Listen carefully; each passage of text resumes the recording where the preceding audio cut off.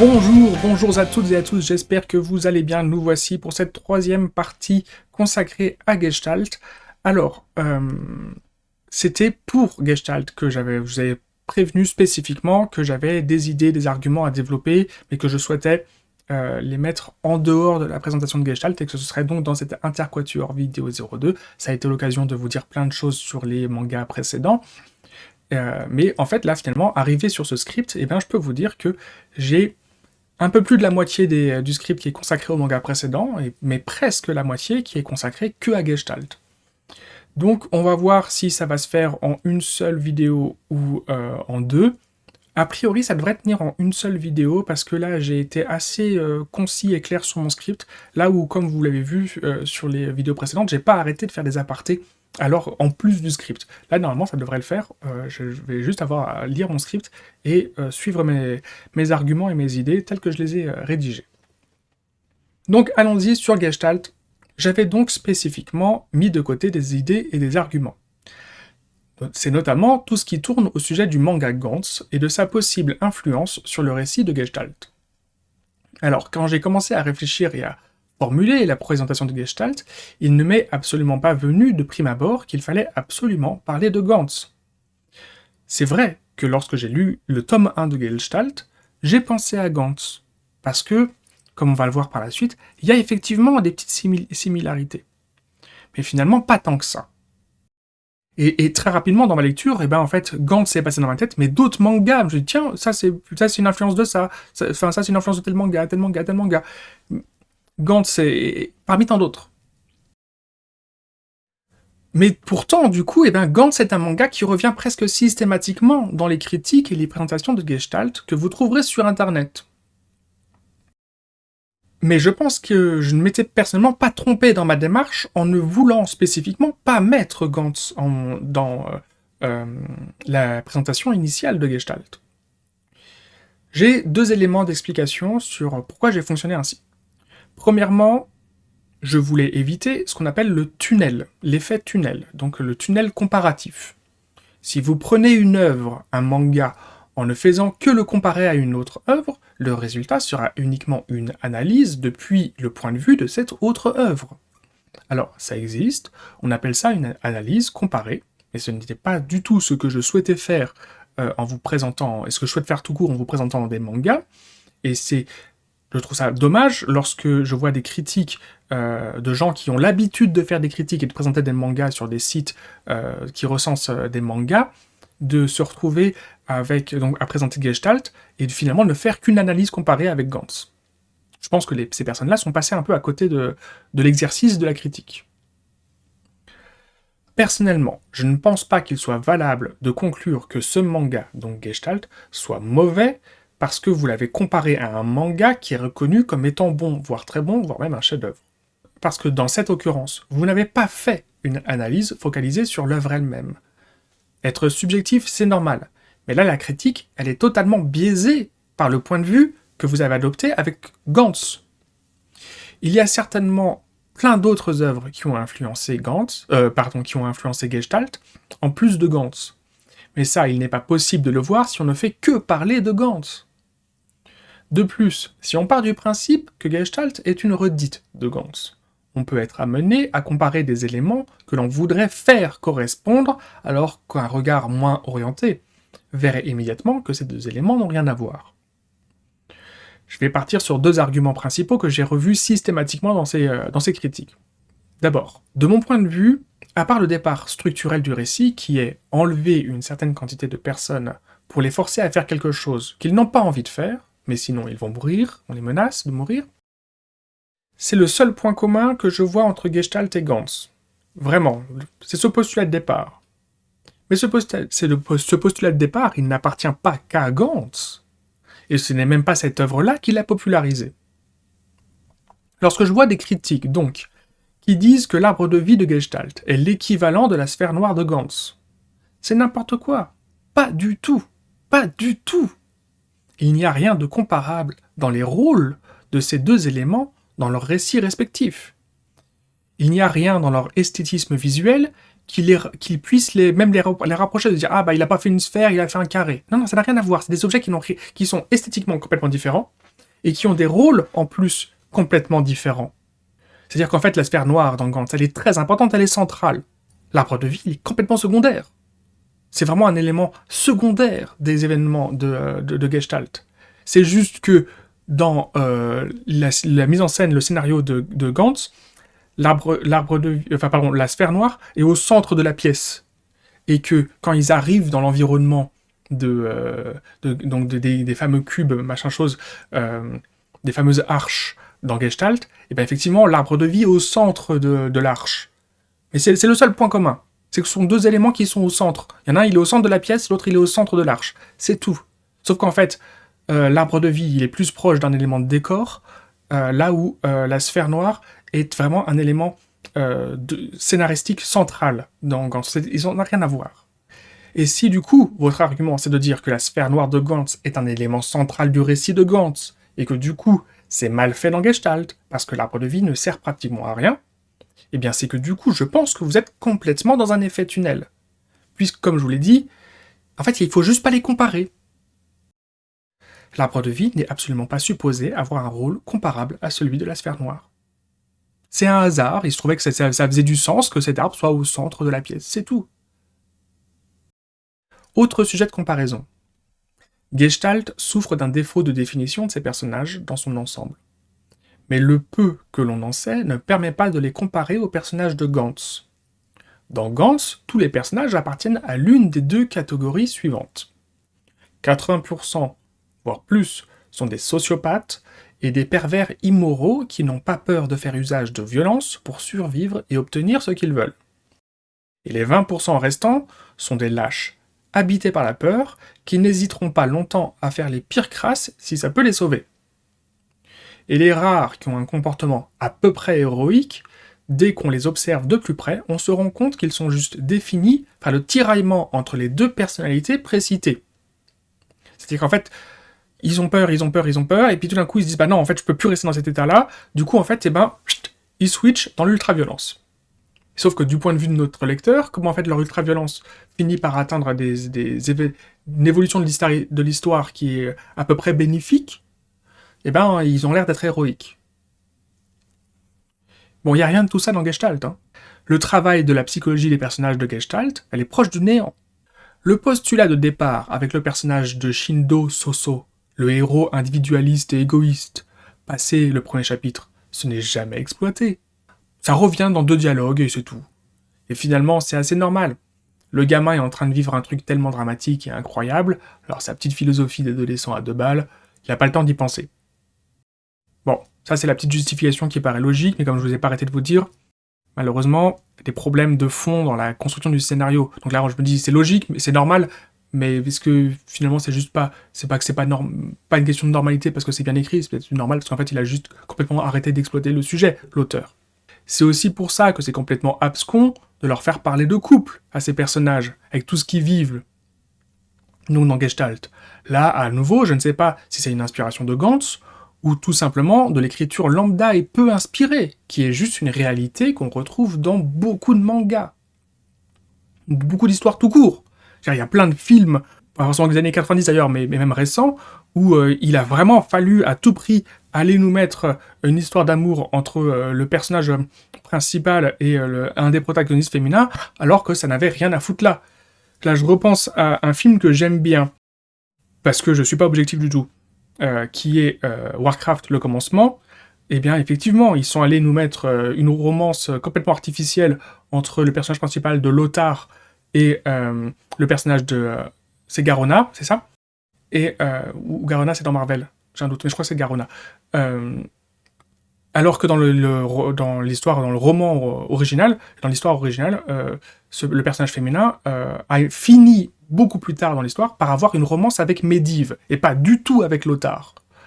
Et d'ailleurs, cette romance avec Medivh est hyper importante dans l'histoire par la suite. Mais là, mais comme Medivh n'a pas ce rôle-là dans le film, le personnage principal, c'est Lothar dans le film, et c'est logique, c'est très logique que le personnage principal soit Lothar. Du point de vue des humains, eh ben, ils ont artificiellement ajouté une romance là où ça n'avait rien à foutre, avec donc le personnage féminin qui était un petit peu mis en valeur dans l'histoire. Eh bien, en fait, pour moi, c'est du même niveau de mauvaise qualité d'écriture qu'on a dans Gestalt. On a mis une romance, on a mis une sous-intrigue de romance parce que il fallait le faire, quoi. C'est conventionnel. Mais on est d'accord que c'est juste un cliché narratif de merde. Ça passe dans Gantz, parce que justement, ce sont des personnages immoraux qui vont utiliser leurs gadgets pour violer et ou avoir des rapports sexuels entre eux ou avec de personnages, des PNJ, on va dire, secondaires. Et cela dans des conditions qui, pour nous, simples lecteurs, paraissent complètement grotesques. Et je dis grotesque pour pas dire d'autres mots plus vulgaires. Les personnages ont des périodes de repos dans Gantz, plus ou moins longues, et ils ont le temps d'être torturés par la peur de mourir et le désir de vivre. L'envie d'avoir des rapports sexuels, de profiter le plus possible avant de mourir, paraît assez logique dans ce récit. Ils ont le temps d'être torturés par la condition de leur mort. Dans Gestalt, les événements se déroulent sur à peine 3 jours. Les personnages sont toujours en état de choc, ou ils devraient l'être. C'est juste de la mauvaise écriture de la part d'un auteur junior qui met une romance parce que c'est un ressort scénaristique habituel. Dans Gantz, les romances sont des arcs scénaristiques centraux pour les personnages principaux, pour les protagonistes principaux, pardon, et c'est logique. C'est cohérent, ça se fait de manière cohérente. Alors que dans Gestalt, c'est juste de la mauvaise écriture. Donc pour moi, il ne faut pas trop donner de crédit, je suis désolé, aux arguments qui comparent tout ce qui est présent. Non, je suis pas désolé. Donc il ne faut pas donner trop de crédit aux arguments qui comparent tout ce qui est présent dans Gestalt comme étant un copier-coller de Gantz. Je pense qu'il ne fallait pas faire ces... voilà, je pense qu'on se trompe quand on fait une comparaison tunnel entre ces deux mangas. En plus, attention à ce qu'à force de dire « Ah, mais ils ont repris ça, c'est pas bien, ils ont repris ça, c'est pas bien, ils ont repris ça, c'est pas bien », finalement, à pas interdire, dans la création artistique, la paraphrase, la réinterprétation, l'inspiration, qui sont des éléments clés de la création d'une œuvre, et dans notre cas précis, du manga et du récit. Mon deuxième élément d'explication, donc, est « Tous les mangas s'inspirent les uns des autres ». Bien entendu, c'est une évidence. Et alors ? Tant mieux, à la limite. Est-ce que Freezing est un copier-coller de Neon Genesis Evangelion ? Neon Genesis Evangelion, comme vous voulez. Bon, mis à part le fait que la Terre est attaquée par des êtres venus d'une autre dimension, il n'y a rien de comparable entre les deux œuvres. Si la Terre est attaquée par des démons venus des enfers, ou des anges venus du paradis, clin d'œil, est-ce que c'est un copier-coller de Neon Genesis Evangelion ? Ou pas ? Si vous demandez à Google des listes de mangas inspirés par ou qui ressemblent à Evangelion, vous allez avoir pour réponse 3 types de listes. La liste de... Enfin, pas un, il n'y a pas de hiérarchie. La liste de mangas qui parlent de psychologie familiale, et spécifiquement des relations père-fils.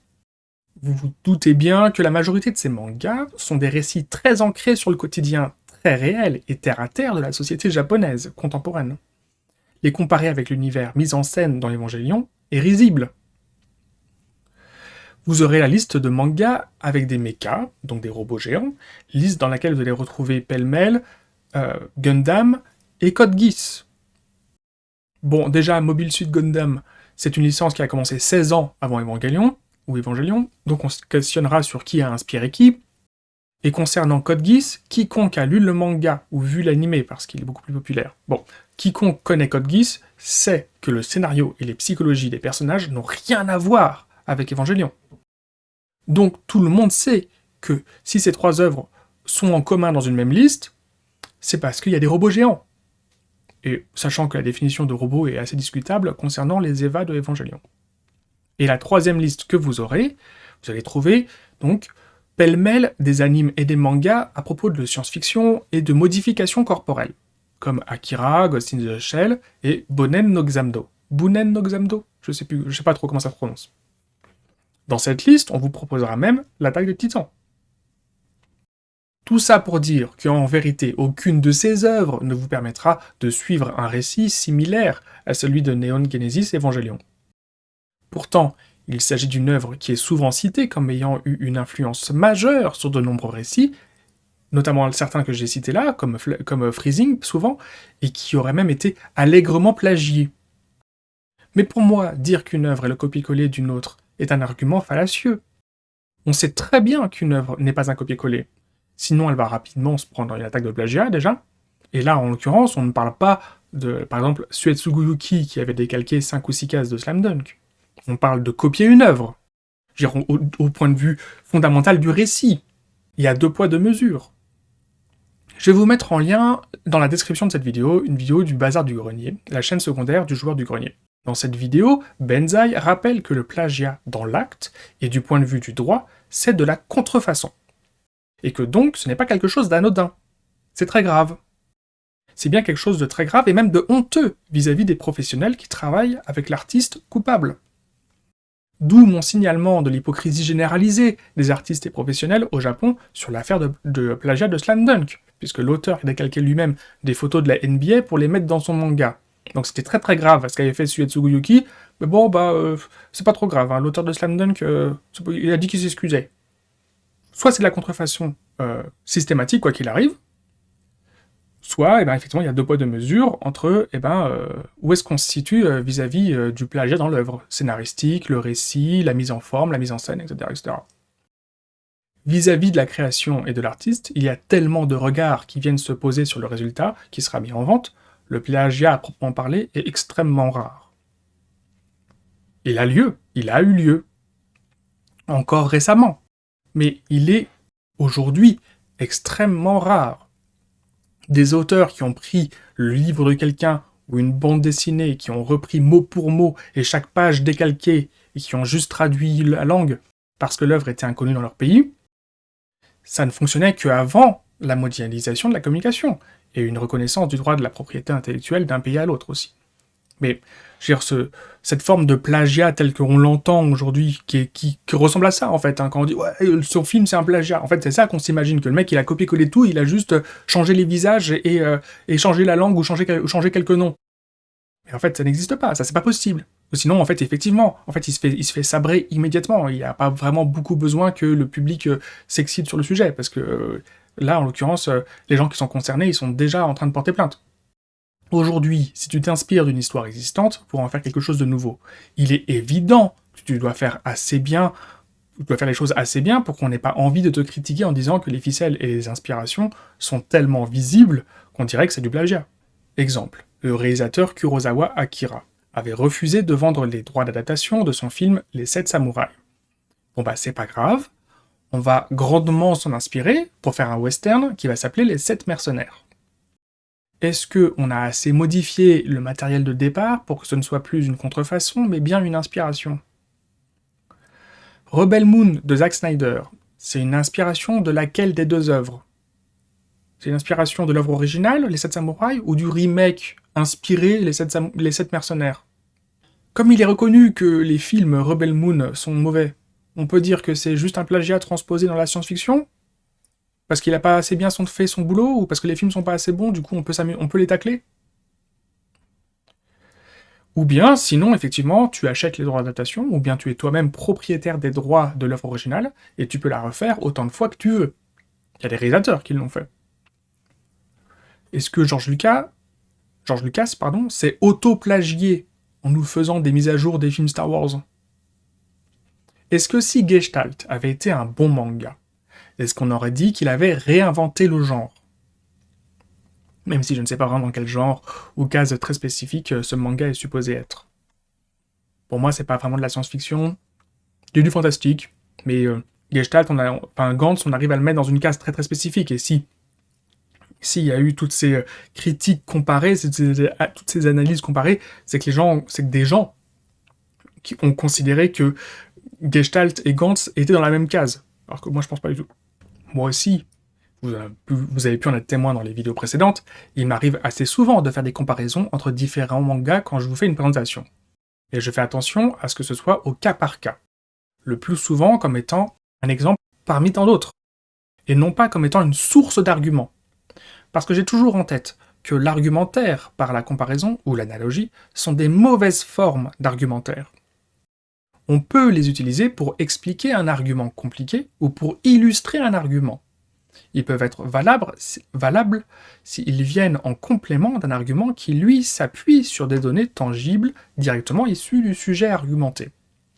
Il ne faut pas utiliser une comparaison, ou une analogie, comme étant une source argumentaire, parce qu'il suffit de bien savoir tourner une phrase, bien la construire avec conviction, pour comparer n'importe quoi avec n'importe quoi.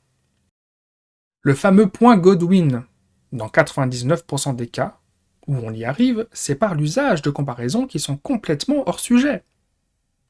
Ah bah si tu dis ça, bah en fait finalement, dans les camps de concentration, ah bah en fait à la Seconde Guerre mondiale, là ils ont... Ouais. Mais on est d'accord que lorsque les gars ils disent ça, c'est qu'en fait il veut mettre fin au débat. La comparaison, bon, je dis pas que toutes les comparaisons amènent au point Godwin, hein, c'est pas ce que j'ai dit. Mais je dis que le point Godwin, ben c'est notamment par ça. La comparaison n'est pas un argumentaire fiable, car il permet d'aller chercher des biais qui vont influencer l'émotion de l'interlocuteur. C'est pourquoi c'est une forme d'argument très présent dans le discours dit populiste, qui est beaucoup utilisé par les politiciens d'extrême droite et les fanatiques religieux.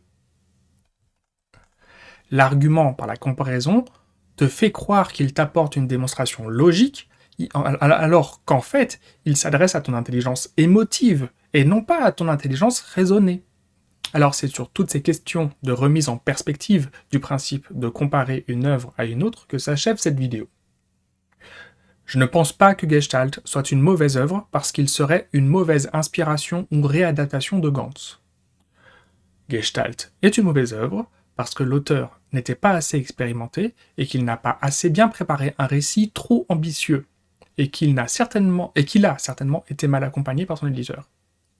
C'est ce que je pense. Et c'est l'idée que je défends ici à nouveau, mais que j'ai déjà défendue, pardon, pas comme ça, mais comme ça, dans ma présentation initiale du roman, du manga.